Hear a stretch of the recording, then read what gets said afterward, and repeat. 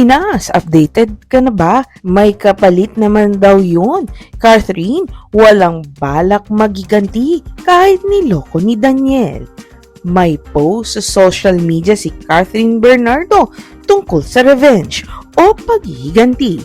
Hindi raw kasi siya ang tipo ng tao mapagiganti sa sino man na may atraso at nanloko sa kanya. Mas lalo na siyang nanahimik at huwag sayangin ng oras sa pagiging bitter. Kapag galit siya sa taong may atraso, lalo yung mga taong kanyang pinagkakatiwalaan na tinraidor siya, idinadaan niya sa pananahimik. Hindi siya confrontational, hindi siya agad rumeresbak kahit galit siya. Ngayon, nabunyag na sa lahat ang pambababae ni Daniel Padilla na humantong sa paghihiwalay nila. May mga advice kay Kat na gumanti at makipag-showdown sa ex-boyfriend sa ginawa nitong panloloko sa kanya. Pero iba ang diskarte ni Catherine sa aspetong ito. Mas gusto niyang manahimik na lang at mag-focus sa mas mahalagang bagay.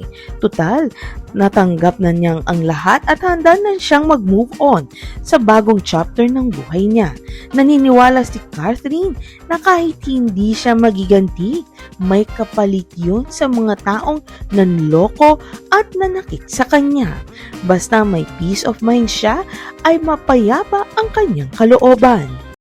Pilipinas, updated ka na ba? May kapalit naman daw yun. Catherine, walang balak magiganti kahit niloko ni Daniel. May post sa social media si Catherine Bernardo tungkol sa revenge o paghihiganti.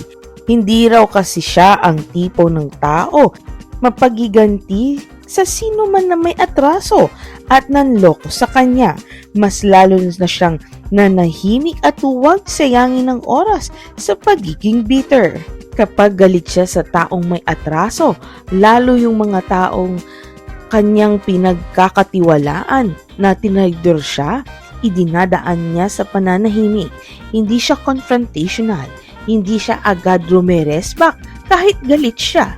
Ngayon, nabunyag na sa lahat ang pambababae ni Daniel Padilla na humantong sa paghihiwalay nila.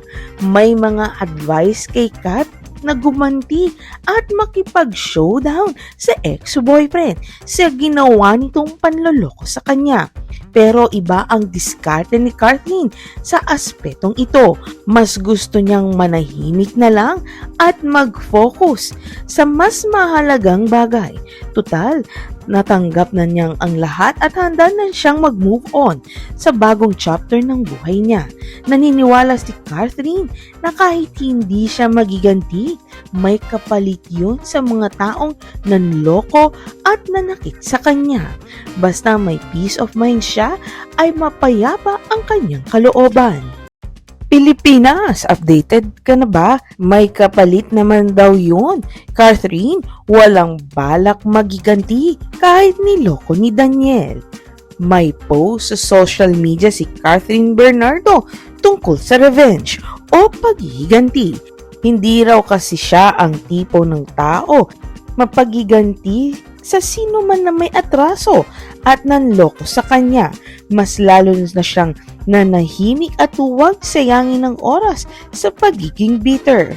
Kapag galit siya sa taong may atraso, lalo yung mga taong kanyang pinagkakatiwalaan na tinraidor siya, idinadaan niya sa pananahimik. Hindi siya confrontational, hindi siya agad rumeresbak kahit galit siya. Ngayon, nabunyag na sa lahat ang pambababae ni Daniel Padilla na humantong sa paghihiwalay nila. May mga advice kay Kat na gumanti at makipag-showdown sa ex-boyfriend sa ginawa nitong panloloko sa kanya. Pero iba ang diskarte ni Catherine sa aspetong ito. Mas gusto niyang manahimik na lang at mag-focus sa mas mahalagang bagay. Tutal, natanggap na niyang ang lahat at handa na siyang mag-move on sa bagong chapter ng buhay niya. Naniniwala si Catherine na kahit hindi siya magiganti, may kapalit yun sa mga taong nanloko at nanakit sa kanya. Basta may peace of mind siya, ay mapayapa ang kanyang kalooban.